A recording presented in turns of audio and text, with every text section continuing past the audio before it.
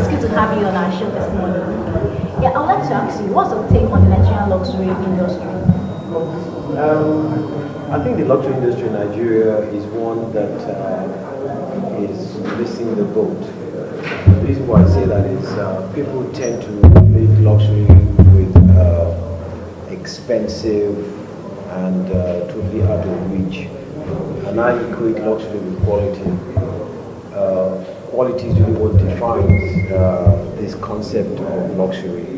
And the higher the level of quality in the product, the higher the level of time, effort, innovation that has been put into a particular product or even a service, the more unique it is. And the more unique it is, the more it is regarded as being luxurious.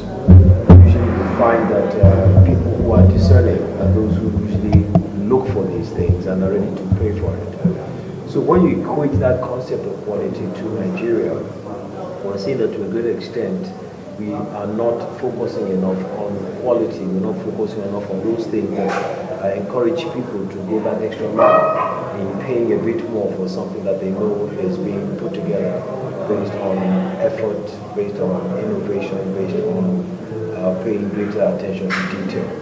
But having said that, the quality market in Nigeria is one that has been very externally focused for now. And we tend to equate again getting quality with or luxury with global brands and spending a lot of money abroad. The situation is going to change now, the rate of the dollar to the naira to the dollar, and I think there's going to be a lot of inward focus and inward looking that's going to take place.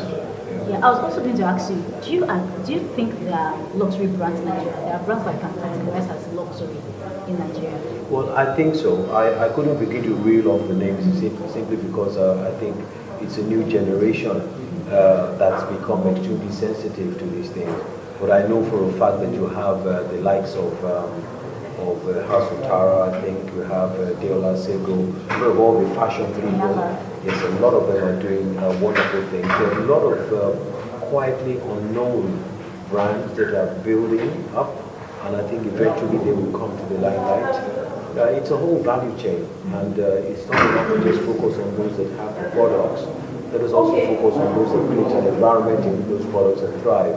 Those who are doing fantastic things with branding, with advertising, people like yourself, okay, that's actually paying attention to these things. So when we talk about the luxury market in Nigeria, it's not just the product, it's the whole ecosystem that governs and drives luxury quality, as I put it, in the system.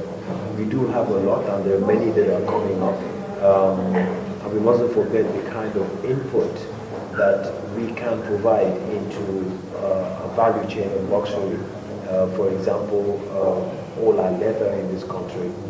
I don't see why we cannot have leather in which we add a lot of value to have it cured properly in such a way that is being used for the leather seats in private jets.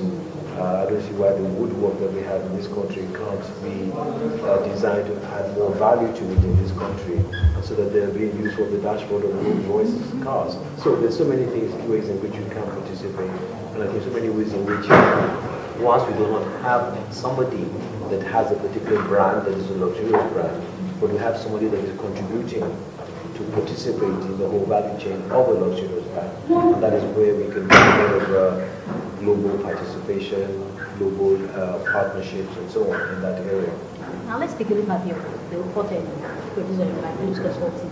Are we expecting this to be a report, or is this just a one-off? Well, we kicked off by looking at that area initially, and I think it will be very, very interesting to do another report in about, maybe not now, maybe about a year from now, and see how aggressive the luxury market is in terms of saying that despite the fact that our currency has really reduced, the impact on that, on the taste for luxury goods, or to ask what impact has it had? Is it something that has been reduced, or has it become inwards? You know, and it will be very interesting because there will always be a market for luxury goods. There will always be a segment of society that can afford to pay a lot of money for luxury goods and quality